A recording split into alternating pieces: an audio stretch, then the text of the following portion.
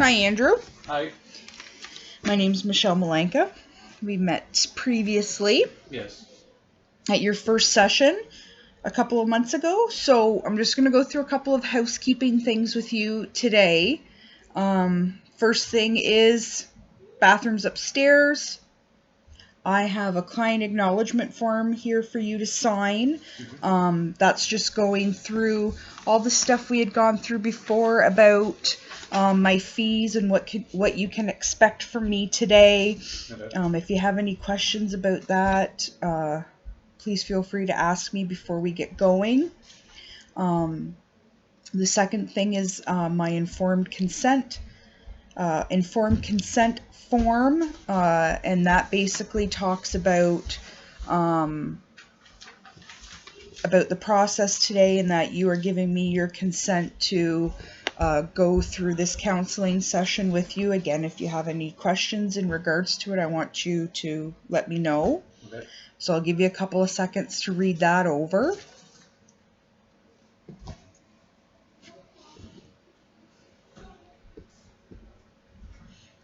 So if you don't have any questions there, Nope. before we get going, you know that this room is confidential. Yes. Nothing you say will leave this room. I want you to feel comfortable with me. Okay. If at any point you don't, make sure you tell me.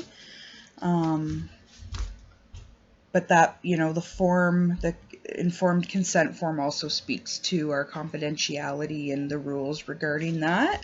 Okay.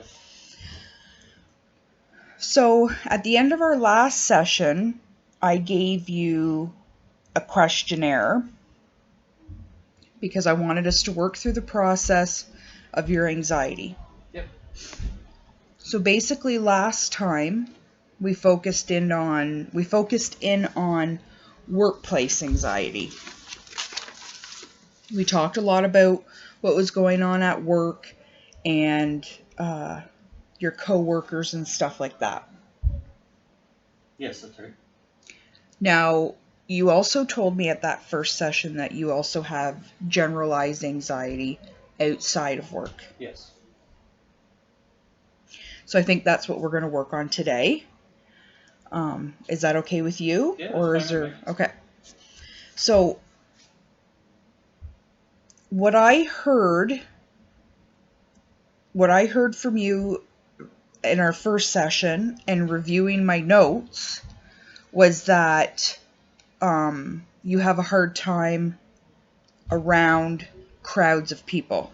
Yes, I do. Okay. So can you give me an example of a time that this happened not at work? My wife and I like to travel in the wintertime. We go down south to Cuba or Dominican, and I have a very hard time flying because of crowds in the airport and crowded on the airplane, and I work myself up to the point where I am sick. Like physically ill? Yes. Okay. So does it happen in other places other than airplanes? Or do you think it's the airplane?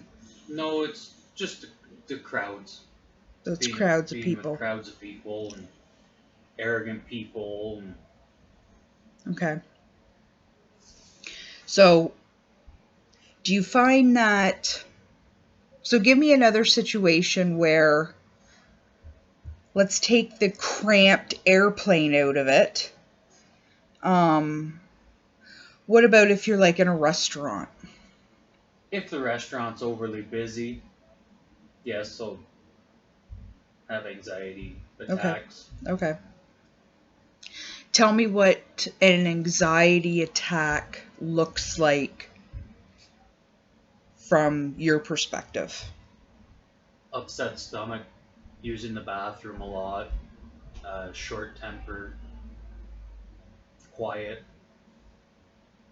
And so when you're feeling like that, what's what's your first instinct? What's the first thing you want to do? Go home. You want to go home. And then that's where you feel safe. Yep. And it's quiet and that type of stuff. Yes. Okay. Since our last session, I know I had given you a little bit of homework, and one of the pieces of homework was talking to your family doctor about your anxiety. Yes. Were you able to do that? Yes, and he prescribed a medication.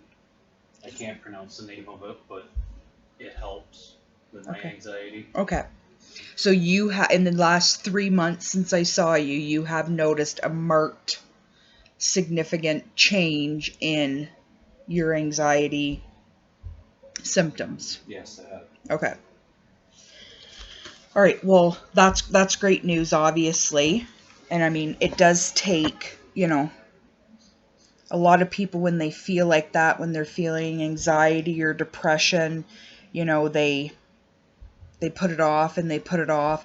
Particularly men don't like to go see the doctor. No. So that's really great that, you were able to realize that you needed help. And obviously, the doctor has prescribed you something that's working. So that's great too. Do you mind if I take a few notes this time around? Okay. Just so then that way, because I think it's going to be important for us to continue seeing each other. So I just want to make sure that I have notes and stuff. So then that way, before our next sessions, I can always look back and know kind of where we ended. So we talked about airplanes. We talked about restaurants. Do you have general anxiety around? So you say your safe place is your house, but does it happen at home too? Occasionally. Give me an example. Well, if I have a lot on my mind, or like a lot of stuff bugging me, Something.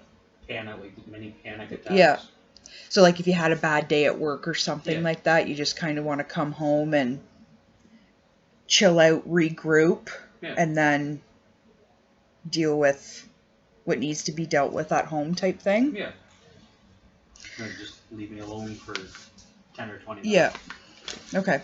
So obviously you must have a wife and children that understand that that's something that you need to do and are receptive with that and understand that. Yep. That's good. Because obviously they're respectful of the fact that, you do have challenges with this, once in a while. So in order for you to feel better, it's better for you to know that you have support at home. Yes. So that's something else, like if that ever changes or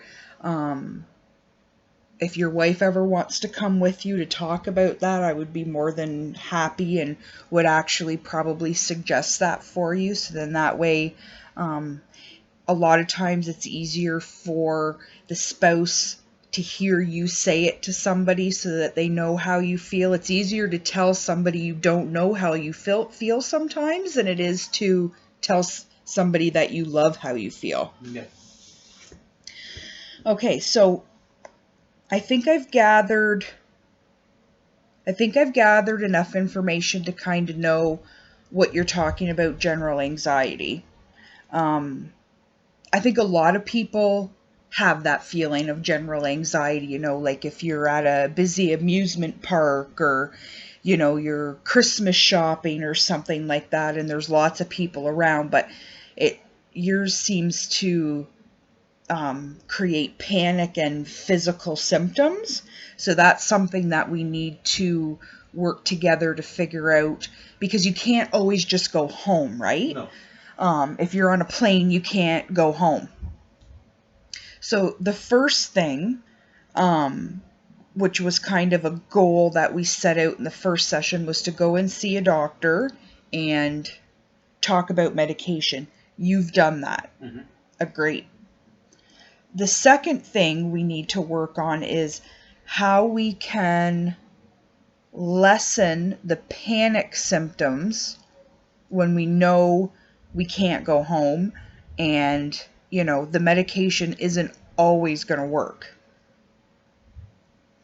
So the day that you were in the plane and you had physical anxiety symptoms, at any point was there something that worked? Like, I'll give you an example. Deep breathing, chewing gum, listening to music. Have you tried any of those, or have you figured out on your own something that works? No, I haven't tried music or chewing gum or deep breathing. I just dealt with it for the 4-hour plane ride. You just bottled it up and sat in the chair because you knew eventually there would be an end, right? That's right. I knew it was only a 4-hour plane ride, so at the end of the plane ride, I was out of that situation. And you weren't alone. Obviously, you were traveling. Yeah, I was traveling with my wife. You're traveling with your wife, so I mean, you did have a support there. Yes. Okay. So the first thing I would suggest, I think, is you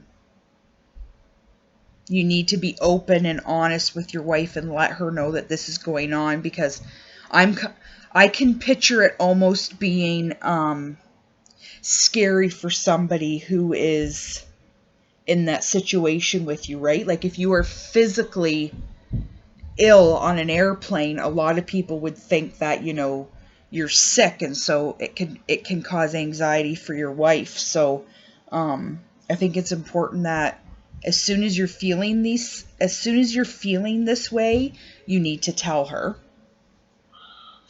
And I would suggest the next time you start to feel like that, a couple of things, like we need to think of alternative things to do. So when I think about when I get anxious, music helps me. So maybe putting music in your ears, or reading a book, or it could be something as easy as doing a crossword puzzle or something like that. So just trying to occupy your mind. Yes. Yeah, exactly. So you need to, obviously, the best idea is to try to preoccupy yourself with something that you enjoy. Like, if you absolutely hate crossword puzzles, don't do crossword. You're not going to do crossword puzzles, obviously. So thinking of alternative things, I mean, you say bottling it up and dealing with it for 4 hours, that's great, but what happens when you're on a 12-hour flight? You know what I mean? Are you going to be able to handle that for 12 hours? And from a health perspective, it cannot be healthy to be like that on an airplane. So you also don't want to run the risk of, the airplane people thinking that you're physically sick and that, they need to land the airplane or something like that. No, you're right. So anyway, so we've come up with a few alternatives. I think it's important to try those. I mean, you obviously don't have to wait till you get on an airplane to try it. You've told me a couple of things that, like a busy restaurant or an amusement park or something like that you could try.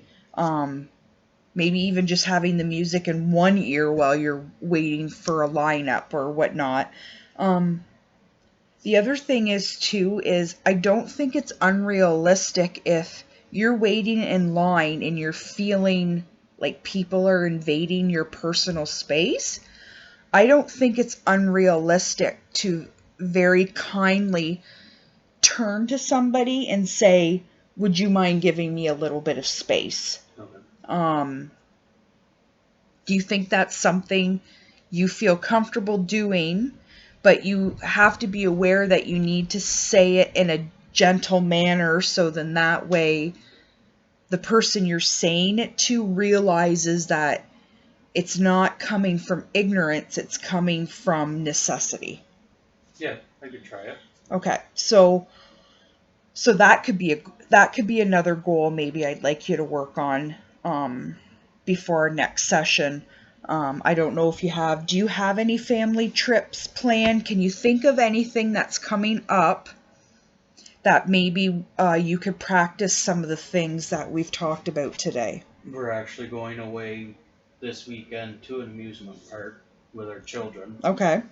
But we went the same weekend last year, and it was kind of nice because it wasn't an American holiday, so the amusement park was very, very quiet. Okay. So I'm hoping for the same result this time. Yeah, okay. So it sounds like you have the perfect opportunity to take a few of these goals and a few of these alternative ideas and put them to use. So then that way, when we see each other again, we'll say, why don't we say we'll see each other again in 3 months? Okay.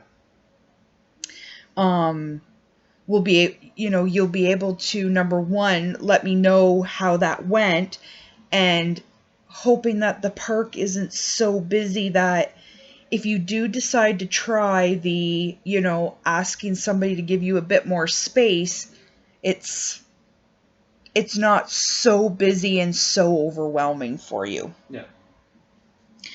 Okay, so the goals and the alternatives that we talked about today, realistically, can you see yourself doing it? Like, can you see yourself in a lineup, turn to somebody and very diplomatically say, if you don't mind, sir, can you just give me a little bit more space? Yeah, I could do it. I can be diplomatic about it. Like, just try once and see. Yeah. And see if it relieves. You need to see is it the person right there that's causing the problem? Or is it yourself making it a problem? So maybe if you try the different things we talked about, you'll be able to kind of decipher in the certain situations what's the thing that's bothering you the most, so you focus in on that the most. Okay. So is it the whole line of 100 people waiting for the ride and not just this one guy standing 2 feet from you, but you're kind of taking it out on him? Kind of like if you have a bad day at work and you come home and you're short with your kids, right? That way it can make your experiences out in public obviously more enjoyable. Yeah. Okay, so we're at a point right now that we have decided what we're going to work on for the next 3 months. Mm-hmm. You're willing to change. Yep. You realize that in order to have enjoyable experiences while traveling, while on vacation with your children, you need to work through these steps. Yes. So, other than that, is there any other time at home that makes you really, really anxious? It doesn't have to be with a crowd. It doesn't have to be with being overwhelmed about being a parent. Is there anything else that happens at home that you want to talk about today that we can try to come up with a few more alternatives so that in 3 months we can see if, there's been a real marked improvement on your anxiety in your safe place, which you say is home. I'm sure things like finances make you anxious, or everybody has money woes, I guess you'd say. But it doesn't cause you the physical. No, I don't have physical symptoms from it. And you're I tell my kids 30 times to do something, but they never do it. yeah, like normal parenting. I don't think I would call that anxieties. I think I would call those frustrations, but they're definitely something. So today you're going to go home with the same questionnaire that I sent you home with last time. So then that way, because the questionnaire asks you, how did you feel about today's session? And what do you think you want to talk about next time? Okay. So that is definitely a session that we could have just about how to deal with frustration, because obviously the frustration can build up to the point of anxiety or panic attack. Mm-hmm. So we can go through that. We can go through different steps that I find work with children and trying to get them to listen, so then that way it doesn't cause you as much stress. Okay. So, does that sound good? Yeah, sounds great. Okay. And before we close up, I just wanted to ask you, from an anxiety point of view, does it run in the family, Andrew? Do you know? I don't think so. So mom's good. Yeah. Dad doesn't have any anxiety, any anger issues. He has anger issues, but not anxiety. Not anxiety, okay. Not that he's ever mentioned to me. Okay. Just because I want to, it's important to kind of know the family history, so then that way, you can kind of see where different behaviors are coming from. Now, I know you have children. Have you seen any anxiety symptoms in any of your children? Yes. Tell me a little bit about that.